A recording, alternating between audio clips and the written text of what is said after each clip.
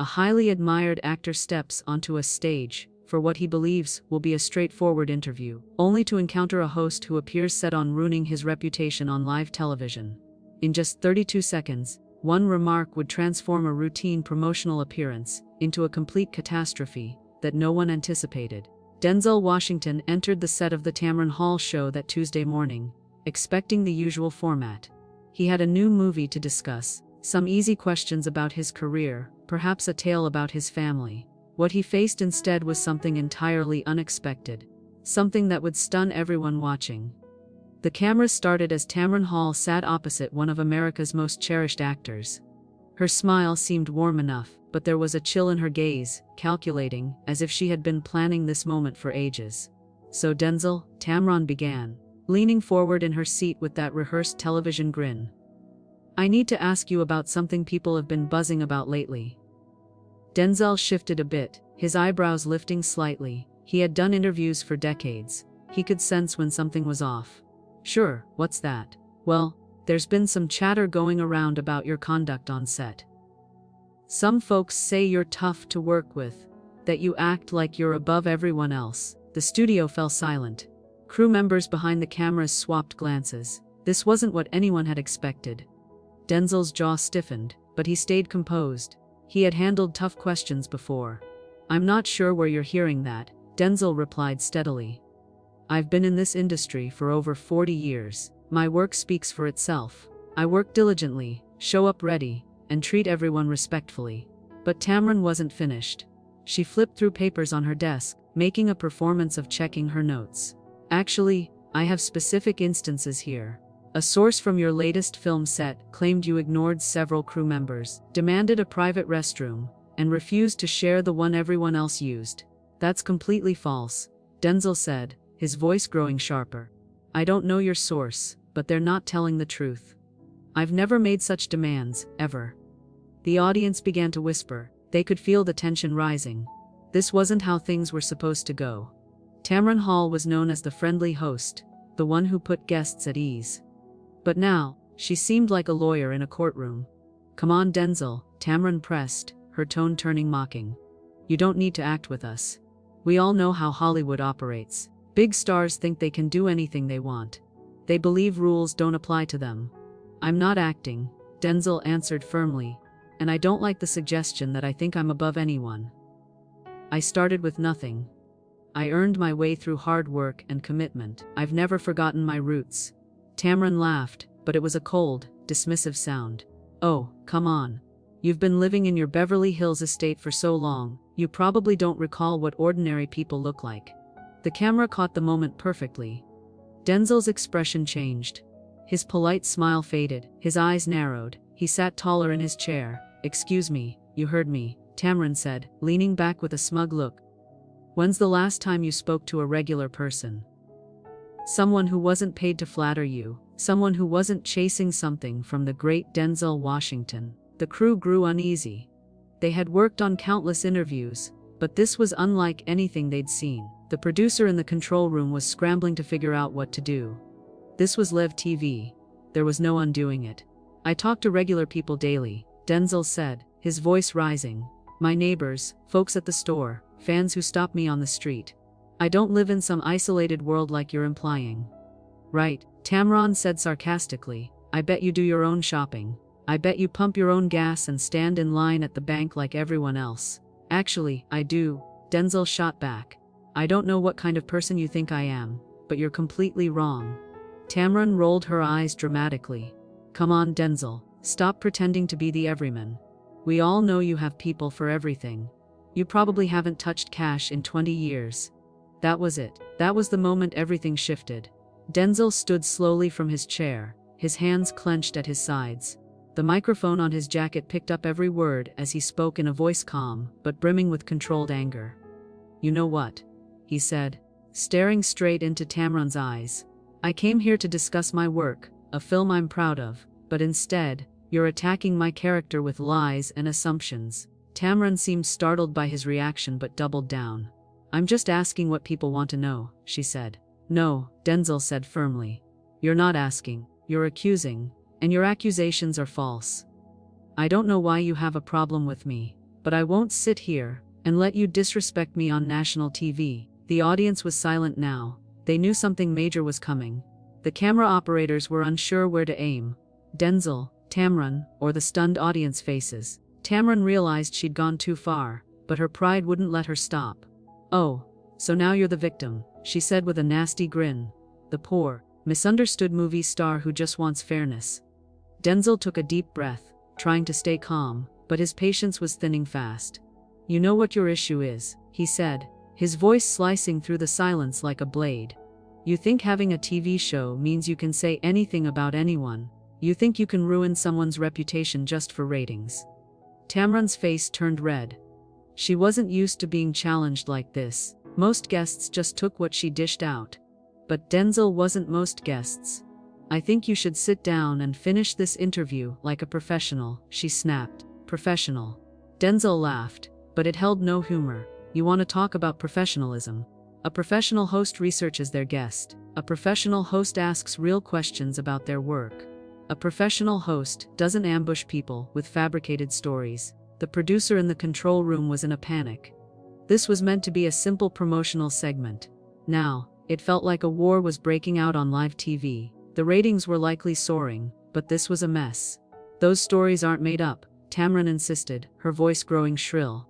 "I have sources. People who worked with you told me exactly what you're like off camera." "Name them," Denzel demanded, stepping closer to her desk. "Go ahead, name one person who said these things about me. Just one." Tamron paused, shuffling her papers to stall. "You know I can't reveal my sources. That's journalism 101. Journalism." Denzel's voice was incredulous. "This isn't journalism. This is a hit job. You decided to take me down today, and you don't care if you have to lie to do it." The audience was riveted. Some pulled out phones to record the scene. They'd never seen anything like this on daytime TV. This was better than any reality show. "I don't need to lie," Tamron shot back. "The truth about you is bad enough. You think you can coast on your reputation forever. You think people don't see through your act." "What act?" Denzel demanded. "What are you even talking about? I've spent my career trying to make good films, tell meaningful stories. I've never claimed to be perfect. But I've always tried to do what's right." Tamron stood now, matching his intensity. "Oh, please. You've been playing the same role for 30 years, the noble, honorable black man who never messes up. It's all fake, and everyone knows it." The words hung in the air like an explosion. The crew members behind the cameras exchanged stunned looks. She had crossed a line no one expected. This wasn't just about set behavior anymore. This was much worse. Denzel's face froze. When he spoke, his voice was quiet, but everyone heard every word. "What did you just say to me?" Tamron knew she'd gone too far, but she was too deep to retreat. "You heard me. You've been playing a role your whole career, the perfect role model, the guy who never slips up. But we know that's not real. You think my honor is an act?" Denzel asked, his voice rising with each word. "You think my integrity is fake? You think everything I've worked for, everything I've achieved, is just a performance?" The studio was silent. Even the camera operators stopped moving. Everyone was frozen, waiting for what came next. "I think you're an actor who's great at playing a role," Tamron said, trying to sound confident, but her voice trembled slightly. "And I think people deserve to know the real you. The real me." Denzel's voice boomed now. "You want to know the real me? The real me grew up with nothing. The real me worked 3 jobs to afford acting school. The real me has been married to the same woman for 40 years. The real me raised 4 kids I'm proud of. The real me tries every day to be worthy of the chances I've been given." Tamron tried to cut in, but Denzel wasn't done. "The real me volunteers at youth centers in my spare time. The real me built a boys and girls club in my hometown. The real me has quietly given millions to scholarship programs. But you don't want to talk about that, do you? That doesn't fit your story. Anyone can write a check," Tamron said dismissively. "That doesn't make you a good person." The audience gasped. Some in the crowd started booing. They couldn't believe what they were hearing. Tamron Hall was attacking one of America's most loved actors, and she wasn't backing down. "You're right," Denzel said, his voice deadly calm. "Writing a check doesn't make you good, but spending time with those kids does. Guiding young actors does. Showing up when no one's watching does. And I've been doing that for decades. while you sit behind that desk tearing people apart." Tamron's producer was frantically signaling from the control room, but she ignored him. She was locked into this path, no matter how messy it got. "So, you're saying you're perfect? You've never made a mistake?" "I'm saying I'm human," Denzel replied. "I've made plenty of mistakes, but I learn from them. I try to improve. I don't claim perfection, but I do aim to be decent. And right now, you're making that very hard." "Maybe that's because decent people don't need to work so hard to prove their decency," Tamron said with a smirk. That was the final straw. Denzel reached up and unclipped the microphone from his jacket. He placed it on her desk carefully, deliberately. The sound it made hitting the wood echoed like a gunshot through the studio. "I'm done," he said simply. The microphone rested between them like a challenge thrown down. Tamron stared at it, then looked up at Denzel, defiance still in her eyes.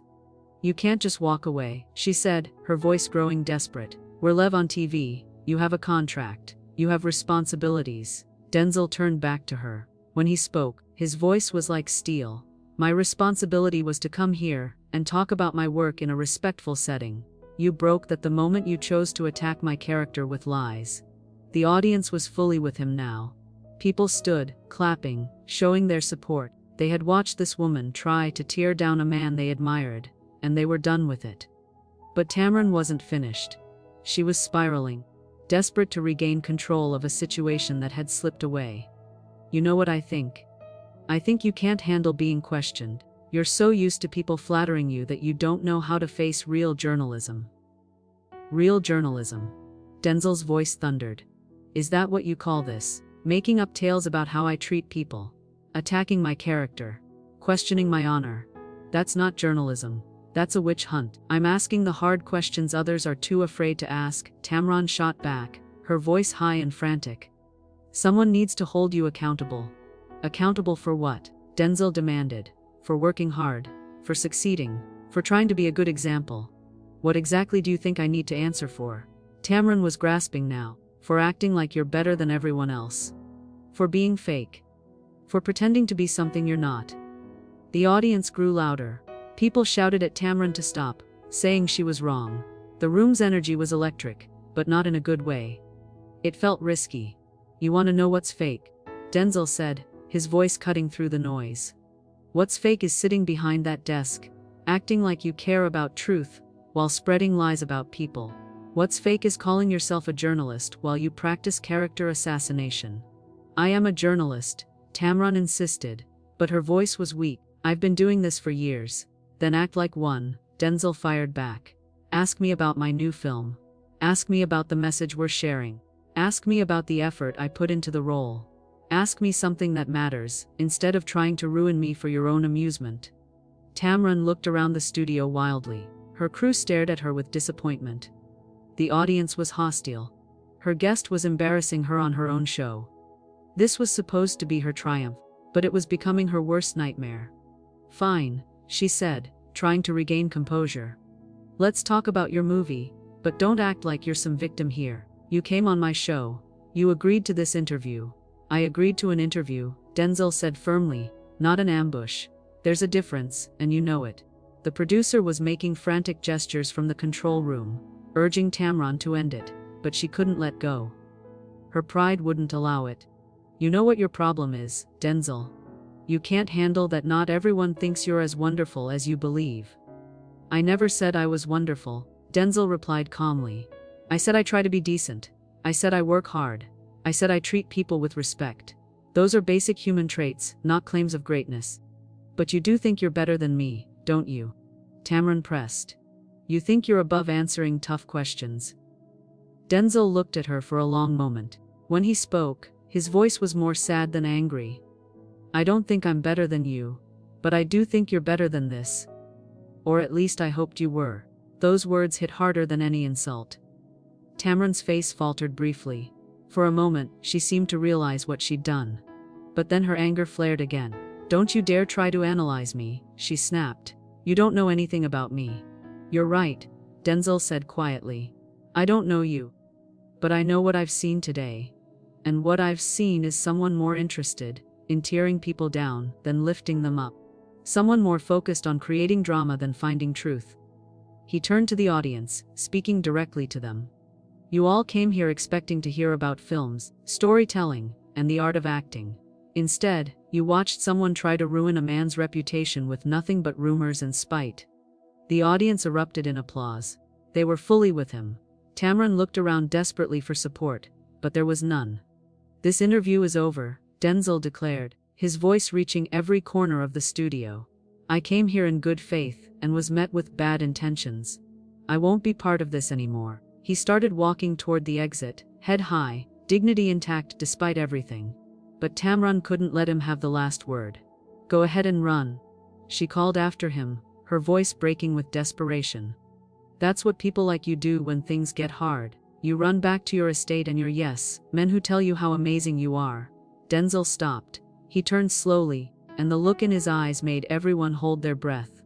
When he spoke, his voice was quiet but carried absolute authority. The only person running from the truth here is you, he said. You ran from honest journalism. You ran from basic decency. You ran from treating another person with respect. And now you're running from the consequences of your own actions.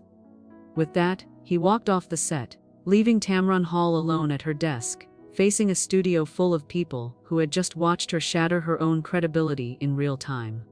The cameras kept rolling, capturing every moment of her humiliation as the audience continued to cheer for the man who had shown them what true dignity looked like under pressure